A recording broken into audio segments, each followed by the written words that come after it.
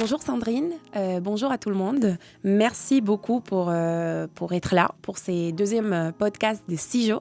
Je me présente rapidement. Moi, c'est Rebecca. Je suis la responsable de marketing chez CIJO. CIJO est un cabinet de conseil IT spécialisé dans la banque et la finance. Il y a quelques mois, on a décidé de lancer des podcasts pour parler des sujets d'actualité. Je pense qu'un des sujets qu'on entend les plus parler, c'est la place de la femme dans la tech. Sandrine et moi, on s'est rencontrés virtuellement par LinkedIn il y a quelques mois. Sandrine, je pense que tu as un rôle modèle pour beaucoup de femmes dans la tech. Est-ce que déjà tu pourrais te présenter, s'il te plaît ? Je suis ravie d'être là. Merci de cette invitation. C'est tellement important de propager, de diffuser vraiment sur ce sujet. Alors, je suis ravie de te dire que je viens de prendre un nouveau poste, donc Inclusion Tech Senior Advisor auprès du directeur de l'engagement d'entreprise de BNP Paribas, avec comme mission justement que les équipes de la tech soient représentatives de la société. C'est très important, on verra pourquoi. Et puis aussi accompagner BNP Paribas dans son rôle de contributeur de la société en aidant également des associations qui sont actives sur ces sujets. Et ça vient quelque part, pour moi, c'est vraiment un aboutissement de 10 ans d'engagement sur ces sujets, en particulier pour plus de femmes dans la tech, puisque j'ai créé donc, il y a 5 ans avec Frédéric Bardot de l'École du numérique de Saint-Plon et puis le réseau professionnel Digital Ladies and the Light, c'est un collectif soutenu aussi par BNP Paribas qui s'appelle Women and Girls in Tech. Parce que je suis une femme de la tech depuis toujours. J'ai commencé il y a plus de 30 ans à découvrir cet univers par mes études et je ne l'ai jamais quitté. Si je ne me trompe pas, ça fait 37 ans que tu travailles à la BNP, plus de 37 ans. Est-ce que tu peux nous parler un peu de ton parcours ? Comment tu t'es lancée dans la tech, où tu as fait tes études, comment tu as atterri à la BNP ? Alors, je crois que c'est important de revenir à ses valeurs et à finalement peut-être son éducation, son parcours quand on est enfant, de ses compétences quand on était enfant ou de ses passions, même si on n'imaginait pas que ça puisse devenir un métier. Donc c'est vrai que moi j'ai eu la chance d'avoir des parents photographes, entrepreneurs en fait. Et la photographie, c'est vraiment une dimension très technique, mais aussi très créative. Et comme je te le disais, finalement, ce que j'aimais beaucoup, je n'aimais pas du tout l'école, qui était pour moi rester assis toute la journée, ça n'avait strictement aucun sens. C'était une connaissance descendante, sans action, sans contribution. Et le week-end, je participais en chambre noire avec ma mère à tirer les photos, à faire déjà des trucages. Donc il y avait cette idée de faire des choses avec plaisir déjà. Et bizarrement, la vie, en fait, je me suis un peu laissée guider. Donc, c'est mes professeurs qui ont trouvé que j'étais moyenne dans toutes les matières. Ni très bonne en mathématiques, mais pas mauvaise non plus. Ni très bonne en littérature, mais pas mauvaise non plus. Okay. Et donc, on conseillait une préparation HEC. Wow. Pour finalement, parce que ça permettait d'avancer un petit peu sur toutes les matières. Ça a été l'année la pire de ma vie. Honnêtement, c'était terrifiant d'avoir cette compétition auquel je n'étais pas du tout préparée. Donc, l'esprit vraiment des concours, ce n'était pas du tout pour moi. Mais j'ai fait le concours de l'EDEC. J'ai passé le concours et j'ai réussi en fait à pouvoir passer l'oral d'une école qu'il créait à l'époque. Qui était à Cergy-Pontoise, donc l'École internationale des sciences des traitements de l'information. Et je suis partie avec ma valise, vraiment, tout de suite ça m'a plu, cette idée de pouvoir découvrir l'informatique tout en gardant des matières aussi de marketing, puisque le projet du directeur, c'était de créer des ingénieurs humanistes. Et ça m'a suivie, c'était à l'époque avant le web, avant Internet, avant la création de contenu, avant le partage, mais j'ai été modelée en fait par cette image que déjà la tech pouvait servir et être utile au monde. Et le premier jour où j'ai codé, j'ai trouvé ça génialissime, vraiment. C'est-à-dire qu'avec des mots très simples, If then else, en fait, c'est une suite logique d'instructions qui s'emboîtent. On pouvait créer une réalité, en fait. On pouvait créer une application utile pour des utilisateurs. On pouvait la tester, on pouvait la corriger, on pouvait l'améliorer. Et on le faisait en équipe. L'école était ouverte 24 heures sur 24. Comme j'étais provinciale et que du coup, j'avais personne le week-end, et bien en fait, je passais mes heures à l'école avec mes camarades qui venaient de partout en France. Et ça a été une découverte avec des stages tout de suite, une ouverture vers l'emploi, vraiment. Tu penses que tu étais passionnée quand tu as commencé ta carrière dans la tech ou c'était vraiment les débuts? Alors, c'était les débuts, mais on parlait déjà pas d'intelligence artificielle, on a très peu, mais des systèmes experts, par exemple. Et il faut savoir qu'il y avait beaucoup de filles dans mon école, beaucoup de filles dans mes stages. C'est ce que j'ai beaucoup de femmes quand j'ai commencé chez BNP Paribas. Mes 2 managers étaient des femmes. Je n'ai jamais entendu de phrases sexistes concernant la tech. Je n'ai jamais entendu ce que les jeunes filles entendent aujourd'hui, par exemple, tu codes bien alors que tu es une fille, ce qui semble surprendre. Donc, en fait, je n'ai pas eu du tout de barrière. Tout était ouvert. C'était un monde d'ouverture, en fait, et d'évolution. La passion est venue quand j'ai commencé vraiment à travailler et à être en charge, en fait, de projets, avec la gestion de projet, la coordination, les échanges avec les clients, parties prenantes. Là, oui, c'est devenu une passion. Moi, je lisais le code comme un roman, en fait. C'est incroyable. Et pour revenir, tu viens de dire comme quoi, avant, il n'y avait pas les défis et les barrières pour une femme dans la tech comme on a aujourd'hui. Pour moi, c'est plutôt une évolution, ce qu'on est en train de vivre en termes de femmes dans la tech. Mais selon toi, est-ce qu'avant, c'est-à-dire dans ton époque, quand tu t'es lancée dans la tech, tu as commencé tes études, il y avait moins de barrières que maintenant ? Ah oui, il n'y avait pas du tout de barrière. Je dirais que c'était même un domaine par rapport à d'autres études scientifiques qui était complètement ouvert aux femmes. Alors, il y avait quand même 2 notions. Il y a le software et le hardware. Ouais. Donc, on le voit bien dans le film Les figures de l'ombre, par exemple. Le hardware a toujours été un peu préempté par les hommes, mais parce que c'était assez logique finalement, puisqu'il fallait suivre les machines 24 heures sur 24, 7 jours sur 7. Donc ça, les femmes, du fait de leur équilibre vie personnelle, vie professionnelle aussi, n'avaient pas très envie de rejoindre ces équipes de pupitreurs, d'ingénieurs système par exemple. Par contre, dans le code, elles étaient, à mon avis, même majoritaires, alors qu'elles ne sont que 17% aujourd'hui. Mais moi, pendant mes études, par exemple, en 84, c'était le premier langage objet qui a été créé donc, par l'armée américaine et qui s'est baptisé Ada, du prénom d'Ada Lovelace. Donc moi, je savais en 84 qui était la première personne au monde qui avait commencé à coder et qui était une femme. Voilà, donc ça, c'est déjà la première chose. Donc l'expérience des pionnières, en fait. Les pionnières étaient des femmes. Le COBOL, par exemple, a été créé par Grace Hopper. Donc ça faisait partie de notre culture commune. Et puis, il n'y avait pas d'ordinateur individuel quand j'ai commencé. Donc, on travaillait beaucoup en salle-machine. Okay. Donc, du coup, tout de suite en collectif. Et il n'y avait pas le rôle modèle du geek, c'est-à-dire ce jeune homme qui s'est installé derrière l'écran de l'ordinateur familial. Ça, ce sont les années 90. Moi, j'avais déjà passé mes études et j'avais déjà commencé à travailler. Qui, du coup, jouait aux jeux vidéo avec une console qui s'est appelée la Game Boy. Et alors là, la Game Boy, mais ça a complètement genré l'univers de la tech. C'est-à-dire, c'est devenu dans l'univers, dans l'inconscient collectif, un univers masculin.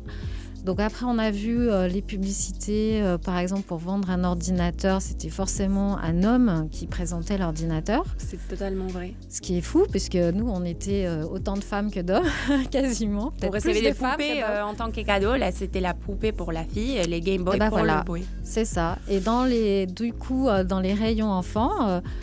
tu avais toujours la poupée Barbie. D'ailleurs, moi, j'ai jamais joué à la poupée Barbie. C'est rigolo parce que j'y ai pensé après. Ça m'a jamais inspiré, la poupée Barbie. Et l'ordinateur, le robot, forcément, c'était du côté bleu. Et juste pour revenir à un point, dans notre première call, quand on avait fait une visio pour se rencontrer, tu m'avais parlé des Ada Lovelace. Je me suis dit, ça peut être intéressant de faire un post les jours internationaux des femmes chez CIJO de cette femme, parce qu'en fait, chez CIJO, personne connaissait cette femme. C'est-à-dire, on n'y croyait pas que la première programmeuse du monde, c'était une femme. Et en fait, ça revient un peu au sujet de est-ce qu'on sensibilise assez les sujets? Est-ce qu'on parle des femmes dans la tech? Est-ce qu'on essaye de comprendre pourquoi les femmes ont la même place dans la tech que les hommes? Alors en fait, moi je m'en suis rendu compte il y a 10 ans seulement. C'est-à-dire j'ai vu les femmes disparaître au fur et à mesure. Alors c'est pas que les femmes qui avaient commencé en même temps que moi ont disparu, c'est qu'il y avait beaucoup plus d'hommes. Et quand j'ai commencé chez BNP Paribas, il y avait 2500 collaborateurs dans la tech, ce qui était déjà énorme. Mais aujourd'hui, on est plus de 30 000. Et en fait, les nouvelles embauches, les nouvelles candidatures sont pour la plupart des hommes. Donc en fait, elles se sont retrouvées isolées et je ne l'avais pas verbalisé, je ne l'avais pas compris jusqu'à la première journée de la femme digitale que j'ai suivie, qui a commencé en 2012. Donc c'est Catherine Barba et puis Delphine Rémy-Boutang. Et j'ai assisté à la deuxième. Et là, c'était verbalisé avec des chiffres. Donc là, ça a été pour moi une compréhension, un déclic, et puis le fait que je pouvais peut-être faire quelque chose. D'où un engagement, mais qui était encore un peu des activistes isolés minoritaires. Et je trouve qu'on a réussi quand même depuis 3 ou 4 ans à ce que ça devienne une vraie conversation au plus haut niveau même de l'État, puisqu'il y a le programme Tech pour toutes qui a été lancé par le gouvernement. Je trouve qu'aujourd'hui, on en parle. Alors, avec différents aspects. Restons d'abord très business. Moi, j'aime bien parler business, pas tout de suite sociétal. On va quand même parler business parce que le business, c'est la durabilité. Si on parle business, dans 1 an, dans 2 ans, dans 3 ans, dans 5 ans, tu as du budget, tu as des équipes mobilisées. Si je te parle juste de la, entre guillemets, de la diversité, ça va être considéré un peu comme à part ou comme de la charité, quasiment, ou de la philanthropie, qui dépend du bon vouloir d'une personne et tu n'es pas assuré des moyens. Donc, je vais commencer par un argument business. C'est que de toute façon, la moitié des clients de la planète sont des clientes. Il y a 52% de femmes dans le monde. Donc, tes produits et services, quel que soit le produit et service, ils concernent les femmes. Forcément. Aujourd'hui, la tech, elle est partout.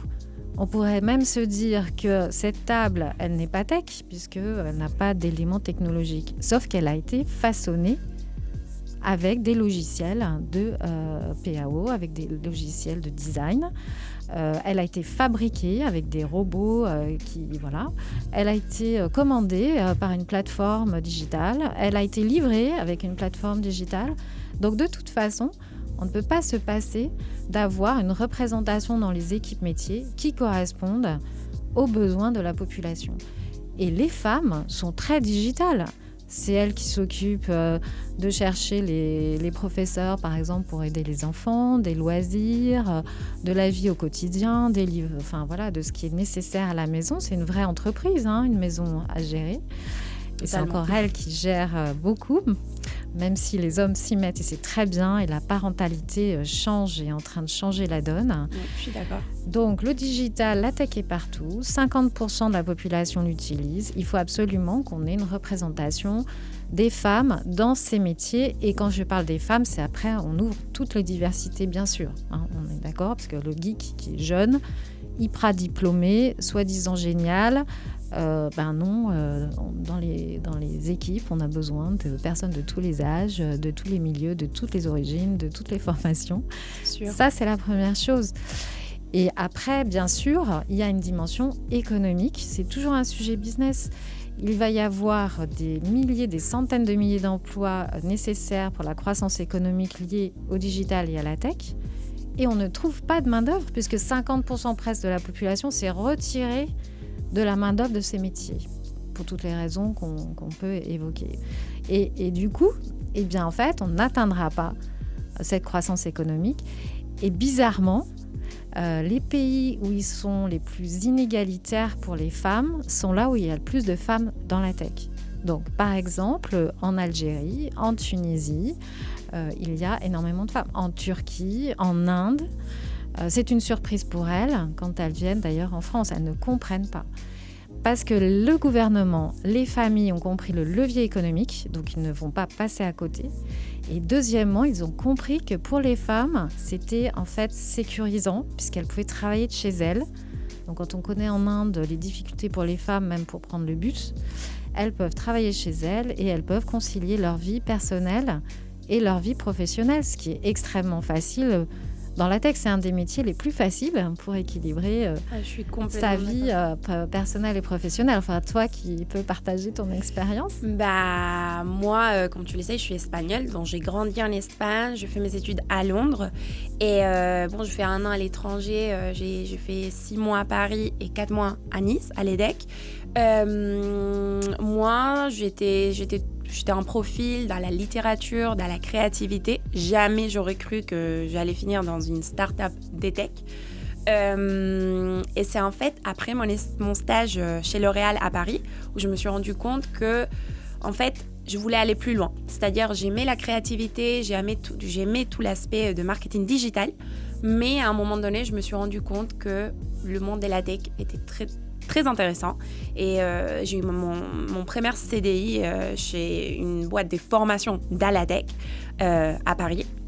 J'ai compris qu'en fait, c'était le métier pour une femme qui voulait équilibrer vie de famille avec vie de professionnel. Pour te dire, j'ai passé mes étés en Espagne avec ma famille parce que j'en avais besoin. Et c'est grâce à cette flexibilité que je trouve que c'est les métiers de la tech qui offrent cette possibilité.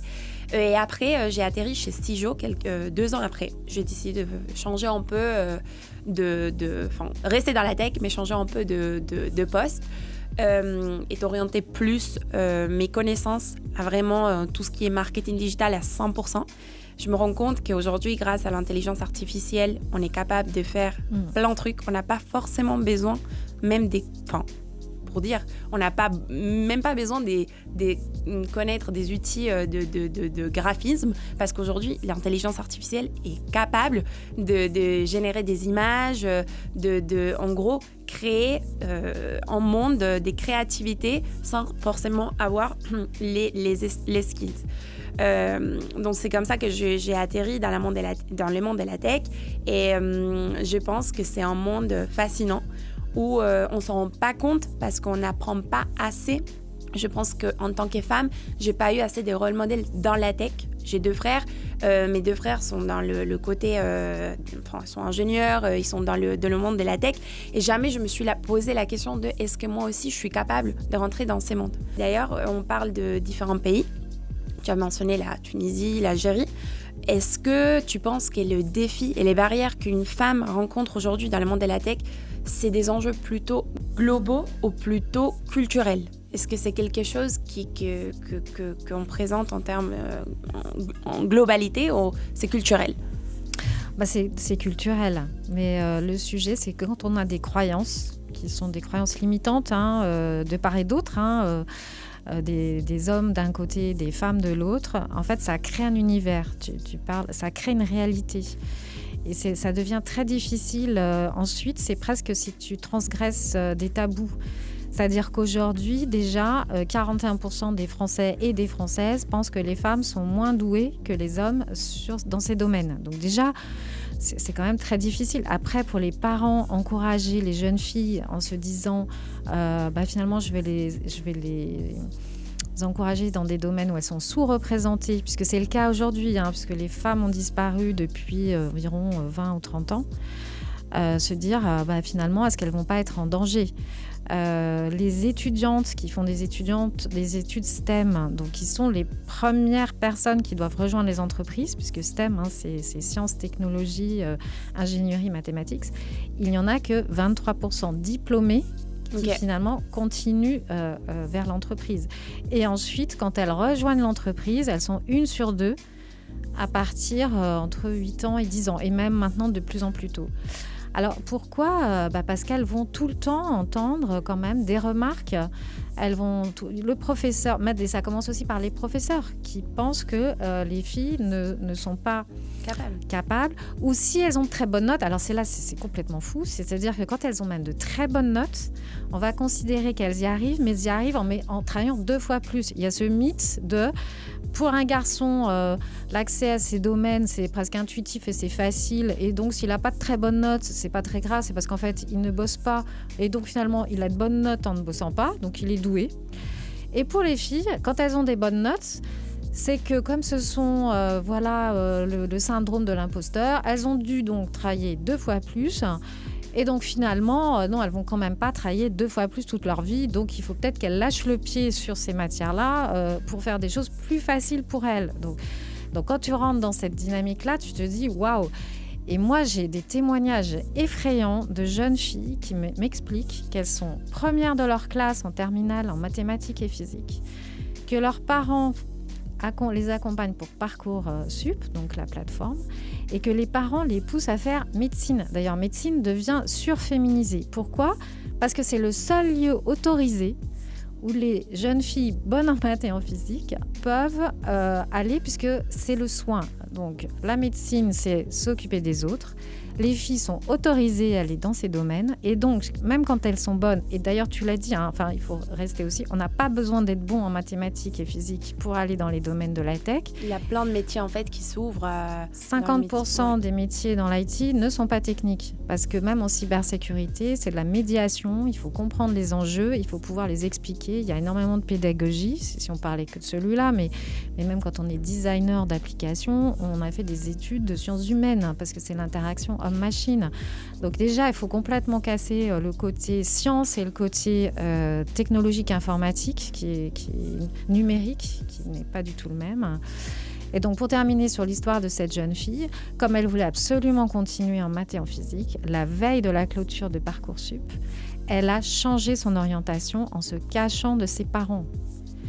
Donc, quand on entend ça en 2000, c'est un témoignage de 2022, c'est juste fou. Donc, une fois qu'on a pris conscience, le sujet, c'est de se dire que finalement, les jeunes filles vont transgresser pour venir dans ces métiers. Soit elles ont des parents ingénieurs, soit elles ont des parents qui sont dans ce domaine. Mais finalement, il y en a moins que justement en Inde. En Inde, toutes les jeunes filles elles ont leur modèle de leur mère, qui est déjà la plupart dans ces métiers-là. Donc leur premier rôle modèle, c'est leur mère, ce qui n'est pas le cas en Europe et en France. Et elles vont devoir transgresser en permanence. Et c'est vrai qu'au bout d'un moment, ça peut être fatigant, même quand on est passionné de ce qu'on fait, de se dire, bon, je vais quand même aller dans un métier où je n'ai pas à convaincre toute la journée que je peux être bonne pour coder, que je suis excellente en mathématiques, je suis excellente en intelligence artificielle, je maîtrise parfaitement la blockchain, tout ça est très facile pour moi. C'est quand tu parles de comment, par exemple, quand on est à l'école, un prof, il va directement faire les liens des bonnes notes avec les garçons et des mauvaises notes avec la fille. Moi, je me souviens quand j'étais c'est les systèmes anglais, c'était Year 8, Year 9, j'avais fait un mock exam de mathématiques pour la préparation à l'examen officiel. C'est vrai que j'étais pas très fort en mathématiques, mais mes parents, ils me poussaient toujours à travailler avec des profs, après l'école, etc., pour réussir l'examen. Donc, j'ai fait ces mock exams et j'ai eu plus de 80%. Donc, c'était vraiment incroyable. Directement après l'examen, mon prof de mathématiques, un homme, il me prend, il me dit je pense que tu as triché. Je pense que tu as triché parce que c'est pas possible que tu aies eu cette note. Et j'ai dû me justifier pourquoi j'avais pas triché, comme quoi j'avais beaucoup travaillé pour avoir cette note. Et en fait, c'est exactement ce que tu dis. On remet en question le fait qu'une femme, elle est aussi capable qu'un homme pour avoir des bonnes notes dans des métiers comme mathématiques, physique. Et c'est quand même incroyable qu'en tant que jeune fille, en fait, on se rend pas compte sur le moment, mais là, j'y pense, et j'ai dit, c'est quand même fou. Est-ce que tu penses qu'il y a un problème d'avoir des rôles modèles? Est-ce qu'il manque des rôles modèles dans la tech? Est-ce qu'on a besoin de plus de femmes dans la tech? Comme par exemple, toi, quand je vis ton profil, ça m'inspire à dire, waouh, genre une femme, elle peut y arriver à ton poste aujourd'hui. Est-ce que tu penses qu'on manque de role models dans le secteur de la tech? Déjà, si on posait la question à n'importe quelle jeune fille, même étudiante, quels sont ses rôles modèles féminins, je pense qu'elle aurait du mal à en trouver. Déjà, dans le domaine scientifique, de manière large, les gens pensent tout de suite à Marie Curie, mais enfin, c'est un rôle modèle qui est très loin, qui est très atypique. Donc, en fait, son meilleur rôle modèle, ça devrait être quelqu'un de son entourage. Ça devrait être sa mère, ça devrait être sa voisine, ça devrait être quelque chose d'assez naturel. Et donc, ce qui est bien d'ailleurs dans ton parcours, et j'aime bien cette idée. Bon, alors du coup, beaucoup de femmes, alors ça c'est récurrent, beaucoup de jeunes filles vont faire de la technologie, mais un pas de côté avec du contenu. Parce que ça, c'est autorisé aussi. Hein, donc, elles ont droit. Marketing, communication, ça va. Il y a suffisamment de femmes, elles sont autorisées. Et souvent, c'est en deuxième orientation qu'elles vont se dire non mais c'est bon, moi ce que je veux, parce que en plus marketing c'est très proche de data scientist, j'ai envie de changer, j'ai envie de travailler dans la cybersécurité, j'ai envie de travailler dans l'intelligence artificielle. Et donc alors elles reculent quand même finalement leur diplôme ou leurs compétences par rapport justement aux garçons qui vont commencer plus tôt. Et c'est là aussi où il va y avoir un peu une différence, parce que forcément pour un recruteur au même âge, eh bien, le garçon ou le jeune homme, il a plus d'expérience. Mais oui, il faut profiter. Mon conseil, ça serait de rentrer par une porte. Il y a 100 métiers différents. Il y en a tellement d'autres qu'on ne connaît pas. Il y a tellement de métiers hybrides aussi. On ne parle pas, mais des métiers hybrides de la tech. Et par exemple, je fais des études de ressources humaines et je vais être recruteur, mais je peux être spécialisée dans le recrutement des talents de la tech. Donc, en fait, il faut commencer quelque part. Et finalement, après, ça permet de connaître ses rôles modèles, ça permet de mieux se connaître, ça permet de trouver un autre métier. Et en fait, c'est ça qui est génial dans ces univers, c'est qu'il y a des passerelles dans tout. C'est McKinsey qui disait que 44% des professionnels de la tech aujourd'hui n'ont pas commencé par un poste dans la tech. Donc on peut, et je crois que c'est peut-être à la fois parler de ces rôles modèles qui ont évolué et de comprendre qu'il y a des passerelles, que la tech, ce ne sont que des compétences que l'on apprend, qui sont un peu justement du hard skill. Ces compétences, en fait, de toute façon, elles ne durent que 2 ou 3 ans. Il faut tout le temps se former, mais moi, c'est ça que j'adore. C'est d'apprendre constamment se former. C'est vrai que c'est constamment se former. Où il a constamment des nouvelles technologies, où il faut être à jour et comprendre. Voilà, et c'est qui te permet d'être toi-même sur ce que tu aimes, la créativité. Tu parlais de la créativité. Moi, j'adore la coordination, j'adore le collectif, j'adore ce côté où chacun va s'entraider. J'adore aussi le côté très pointu des compétences des uns et des autres. Et quand il y a ce qu'on appelle des bugs, et je rappelle que bug est un nom, bug informatique, c'est un incident. Et c'est Grace Hopper qui aurait créé cette légende du bug, puisque du coup, il y avait des insectes qui brûlaient les circuits électroniques. Et donc, du coup, quand il y avait un problème en informatique, c'était à cause du bug. Mais du coup, quand il y a un incident, il y a un peu ce côté, un peu de la pression, on doit délivrer à un moment donné, et où tout le monde s'y met. Quel que soit, et là on oublie que tu aies fait des études d'ingénieur, que tu es venu d'un parcours littéraire, que tu es une femme, que tu es un homme, voilà, que tu es toutes les... Totalement, et c'est marrant ce que tu dis, parce que nous, chez Cijo, quand on recrute, on ne cherche pas qu'il y ait des profils techniques, on a besoin des problem solvers, on a besoin des gens qui vont aller plus loin. Ok, tu as un bug, comment tu fais ? Comment tu réfléchis? Est-ce que tu sais travailler en équipe? Est-ce que tu sais communiquer? Parce que même, il y a un côté de communication dans les métiers tech. Juste pour parler du côté role model, dans notre première call, tu m'as parlé de ta fille, qui d'ailleurs, je pense qu'elle a un parcours similaire au mien. Comment tu as transmis les valeurs à ta fille pour le dire, il ne faut pas avoir peur? Comment tu as transmis des valeurs de femmes dans la tech? Alors, d'abord, elle est très littéraire, parce qu'elle a fait des études de philosophie. Donc, et pareil, tout le monde disait, mais ça sert à quoi la philo? J'ai tout entendu. Alors que la philo, ça permet de justement réfléchir, avoir une approche globale, 360, avoir une autre approche sur le contenu, s'interroger sur le pourquoi de ce que l'on fait. J'allais te dire que cette relation s'est quand même construite dans la douleur, parce que quand elle était adolescente, elle n'aimait pas du tout l'école, elle n'en est plus à l'école, et elle était sur les réseaux sociaux en permanence. Et moi, informaticienne, alors on se dit bien informaticien, moi c'était je rends un process électronique. C'était pas du tout les réseaux sociaux. Donc c'est elle qui m'a... À un moment donné, j'ai dit, bon, faut que j'arrête d'être la mère qui sait tout, qui est en train de lui dire, tu vas rater ta vie parce que tu vas plus à l'école. Je vais essayer plutôt de comprendre pourquoi aller sur les réseaux en permanence. Et c'est là où j'ai découvert la notion de tribu, en fait. La notion de communauté, la notion d'entraide, qui était en fait mes valeurs. Et finalement, c'est elle qui avait plus raison que moi. Du coup, on a créé un blog, Mère et Fille 2.0, pour partager justement finalement nos découvertes mutuelles, puisque elle, grâce à moi, a découvert qu'elle avait des compétences professionnelles. En fait, elle s'est rendue compte, surtout il y a plus de 10 ans, que en fait, comprendre comment fonctionnait la culture digitale, donc du Web 2.0, c'était une compétence. Et finalement, bien, en master, en deuxième année de master, elle a choisi marketing digital, qui était quand même très dur pour elle, puisque là, on parle beaucoup de comment on convertit le lead, comment on passe d'un contenu, content management, à je suis en contact avec des prospects qui vont devenir des clients, comment je suis tout ça, la notion de data, les outils, parce que des outils de mass mailing, ça prend aussi. Donc, quand on a fait des études plutôt littéraires, on se rend compte de la complexité. Là, on va partir, on va réfléchir à sa cible, on doit faire le suivi du parcours. Et ensuite, elle a fait comme toi, elle a rejoint en fait une start-up d'intelligence artificielle qui utilisait l'algorithmie d'une annonce, d'une publicité digitale en une offre d'emploi pour couvrir des grandes demandes d'emploi d'entreprises. Mais elle a quand même choisi, je tiens à le dire, c'est qu'elle a choisi une start-up cofondée par une femme.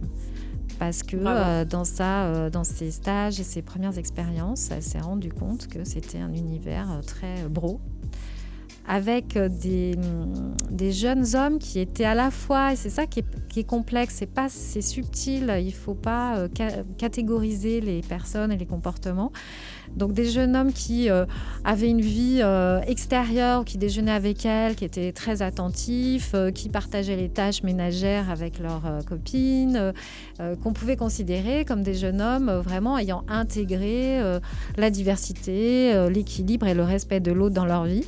Mais lorsqu'ils étaient en réunion de travail, et donc on parlait de produits, eh bien, ils reproduisaient des remarques sexistes où ma fille était obligée de sortir de la réunion pour marquer le fait que non, elle n'avait pas à entendre de remarques sexistes. Alors que, en discutant après, c'est ça qui est intéressant, c'est que ça a ouvert la conversation, elle a discuté avec eux, ils se sont rendus compte, parce qu'en fait, on ne se rend pas compte.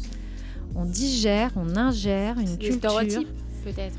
Voilà, les stéréotypes qui sont très utiles. Les stéréotypes, ça permet au cerveau en fait de ne pas se re-questionner en permanence et d'aller plus vite dans ses actions. Donc, les stéréotypes en soi, c'est pas quelque chose de négatif. Par contre, quand il y a des biais, mais qui sont qu'on digère depuis tout petit, je veux dire, qu'on digère pendant des années. Et moi-même, j'ai des comportements sûrement biaisés. Et je me suis rendu compte après coup que j'ai transmis aussi à ma fille des stéréotypes sur le genre. Forcément. On est tous héritiers de cette culture. Je pense que, au début du podcast, tu parlais de ces côtés geeks, d'un homme geek. Donc directement, on va faire les liens des métiers tech avec cet homme qui est en face de son ordinateur toute la journée, en train de décoder, en train de mal habiller. Mais en fait, pas du tout. C'est un métier où si on suit les bonnes personnes, les personnes à la tech qui ont aussi ces côtés d'image, ces côtés intellectuels mais aussi créatifs, on se rend compte que en fait non, c'est pas un métier pour des geeks, c'est des gens qui sont en face d'un ordinateur toute la journée. C'est un métier très ouvert et intéressant. J'ai une question pour toi. Si tu devais donner un conseil à une fille avant de choisir son choix des carrières, sa vie professionnelle, tu donnerais quoi comme conseil ? Alors c'est très très compliqué l'orientation, surtout quand on est adolescent, on n'imagine pas, et c'est ce que je disais par exemple par rapport à l'expérience de ma fille, elle n'imaginait pas qu'elle avait des compétences professionnelles. En fait, c'est en discutant avec des professionnels qui permettent de faire le switch. Alors déjà, rien que pour se connaître un tout petit peu, je crois que c'est intéressant de comprendre déjà les activités que l'on aime faire. C'est-à-dire à quel moment on ressent le moment où on se sent à sa place. Quand on est adolescent, en plus, on se sent rarement à sa place. Mais il y a des moments dans ton expérience où tu te dis waouh, là je me suis sentie bien en fait. Et ça peut être des petites choses de la vie de tous les jours.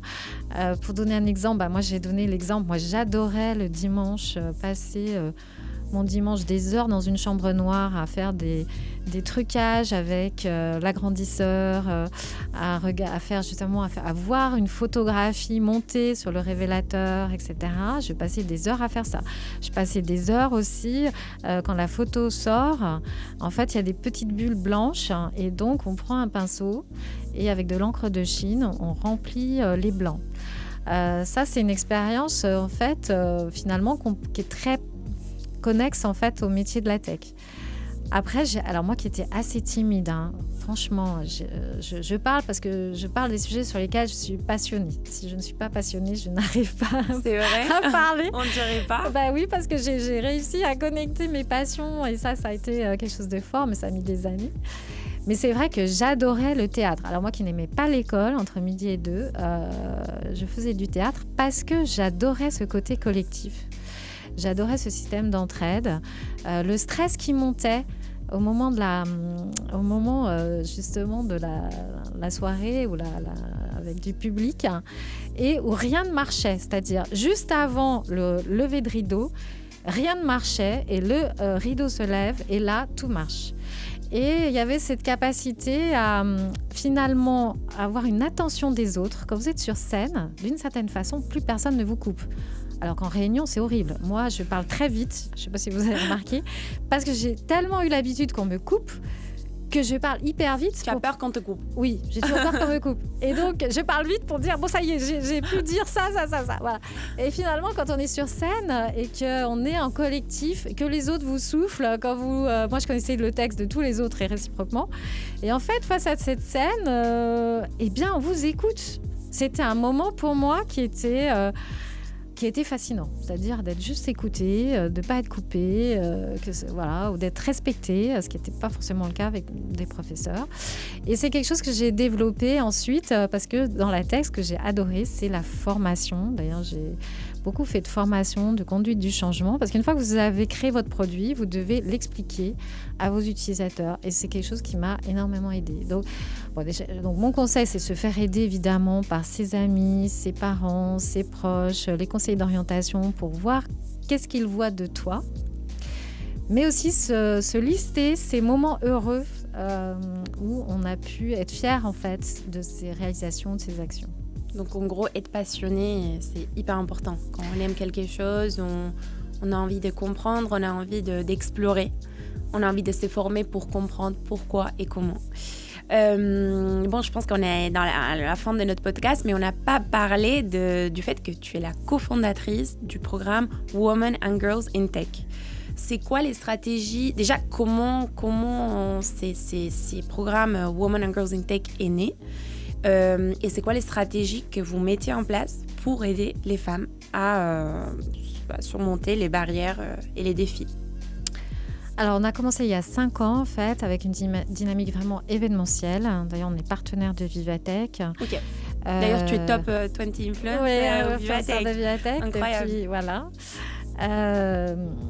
Alors, pourquoi? Parce que l'événementiel, c'est ce moment d'émotion. On a besoin de se reconnecter, en fait, à des choses qui vous parlent. C'est l'occasion de rencontrer des rôles modèles. Et aussi l'événementiel, c'est ce moment privilégié où vous faites une pause et vous prenez du recul. Et notre premier événement, il était issu de l'expérience Mère et Fille 2.0, puisqu'on avait proposé en fait à des collaboratrices de venir avec leur fille ou leur nièce ou la fille de leur voisine expérimenter un atelier de code et ensuite à des moments d'inspiration, d'orientation pour les jeunes filles et pour les collaboratrices. Et ça a permis vraiment, c'était assez rigolo, c'est que les collaboratrices, en fait, elles sont venues pour leur fille. Elles ne sont pas venues pour elles, mais certaines ont décidé de se reconvertir. Donc, alors, c'est pas pléthore, j'ai pas d'un chiffre parce qu'on ne le sait pas toujours, mais j'ai eu des collègues qui étaient chargés d'affaires dans une agence bancaire et qui sont devenus data analysts. Incroyable. Donc ça, c'était vraiment... C'est pour ça que j'adore, en fait, ces événements avec toujours une dimension intergénérationnelle. Il y a des jeunes filles qui viennent interviewer des responsables RH, des responsables IT sur des éléments concrets, parce qu'il faut vraiment rentrer dans des choses concrètes. En fait, vous enlevez le costume. Quand vous êtes avec des jeunes, vous enlevez le costume et vous allez à l'essentiel de ce qui est important. Donc, attirer les jeunes filles et les femmes à aller vers ces métiers. On a créé une exposition de sketch notes qui est disponible sur notre site wiki.tech, en Creative Commons, que vous pouvez utiliser. Justement, on va retrouver Eddie Lamar, par exemple, ou Ada Lovelace, mais on va aussi expliquer les métiers de manière simple en prenant le parti de féminiser le nom. Développeuse, par exemple. Bon, il y a beaucoup de noms en anglais, il faut aussi les connaître.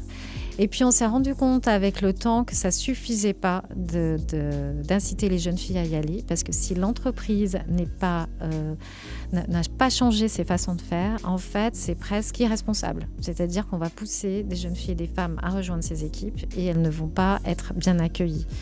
Donc c'est vraiment l'idée de ne pas dire aux femmes d'oser, parce que ce n'est pas à elles d'oser, encore une fois. C'est aux entreprises de dire bienvenue chez nous. On a besoin de vous et voilà comment on va vous accueillir, voilà comment on va vous faire évoluer, voilà ce qu'on va mettre à disposition en termes de formation, voilà ce qu'on met à disposition en termes d'équilibre personnel et professionnel, voilà ce qu'on fait pour la diversité, voilà ce qu'on fait contre le sexisme ordinaire. Donc en fait, on a créé, c'est une infographie en sketch note de 10 cartes clés qui permettent aux entreprises d'évaluer où elles en sont sur chacune des clés. Par exemple, le sexisme ordinaire. Voilà, qu'est-ce que je fais aujourd'hui ? Qu'est-ce que je fais pour soutenir les associations ? Qu'est-ce que je fais pour soutenir les étudiantes ? Voilà, ça permet de s'auto-évaluer. Et les entreprises qui rejoignent le collectif peuvent utiliser ce contenu avec aussi des ateliers quiz tout prêts à déployer en entreprise. Il ne s'agit pas de culpabiliser les hommes et les femmes, mais de comprendre nos modes de fonctionnement et ce qu'on peut changer. Donc sous forme d'ateliers.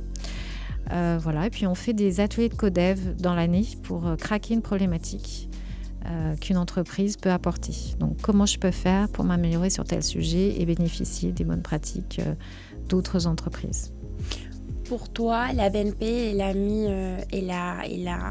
tu as senti un impact positif de ces stratégies que la BNP a pu mettre en place pour aider les femmes à se sentir bien dans une entreprise? Alors complètement. Alors d'ailleurs, BNP Paribas, et c'est pour ça que je suis dans cette entreprise. Cette entreprise ne serait pas engagée pour la diversité, je n'y resterais pas. Ce n'est pas possible pour moi. Enfin, je veux dire, c'est l'oxygène. Mon oxygène, c'est que j'arrive à mon travail, je suis une personne. Je ne veux même pas savoir si je suis une fille, un garçon, si je suis jaune, noir. Je me sens une personne. J'ai des caractéristiques. Donc, comme caractéristique, je suis une femme. Donc, je peux avoir effectivement un point de vue complémentaire. Mais d'abord, je suis une personne avec ses compétences. Donc, BNP Paribas est engagé depuis 20 ans, en fait, sur ces sujets. Et ces collectifs, en fait, Women Girls in Tech a été possible par ma rencontre avec la responsable de la diversité du groupe, Caroline Courtin, qui m'a dit « Écoute, je te soutiens pour développer ce sujet ». C'était il y a 5 ans. Et aujourd'hui, il y a un programme Women in IT dans le groupe et beaucoup d'actions, beaucoup d'actions partout dans le groupe. On a réussi à connecter des filières en fait qui ne se parlaient pas. Il faut reconnecter la filière IT avec la filière RH, avec la filière communication, avec la filière engagement. Dans la filière IT, il n'y a pas forcément tous les métiers tech. Souvent, les métiers de data, d'intelligence artificielle sont plutôt chez les métiers, puisque plus proche du besoin métier. Donc, il faut regarder l'organisation en fait, de son entreprise pour voir comment connecter en fait, toutes les bonnes volontés qui peuvent être isolées. Puisque nous, on a beaucoup de pays, on a plusieurs filiales, plusieurs filières. Donc, il faut reconnecter les bonnes volontés pour avancer. Mais oui, il y a des objectifs chiffrés très clairement. Ces programmes Women and Girls in Tech, il est intégré dans les différentes filiales ou c'est juste la filiale où tu travailles? Non, c'est tout à fait, c'est intégré globalement. Sachant que nous, en fait, on agit plutôt comme une communauté agissante. Ok. C'est-à-dire qu'on réunit tous les acteurs qui le souhaitent, mais donc du coup, il y a tous les métiers, toutes les filières, et on se réunit tous les mois et demi à peu près pour justement faire le point des actions des uns et des autres. C'est super. Je pense qu'on a fini les podcasts. Sandrine, merci beaucoup pour ton temps, pour tes conseils. Vraiment, tu inspires. Tu m'as inspirée à moi quand je t'ai rencontrée par LinkedIn. Et j'espère que tes conseils ont un impact pour tous nos auditeurs et auditrices. Donc voilà, merci beaucoup. Merci à toi. C'était un plaisir d'échanger avec toi.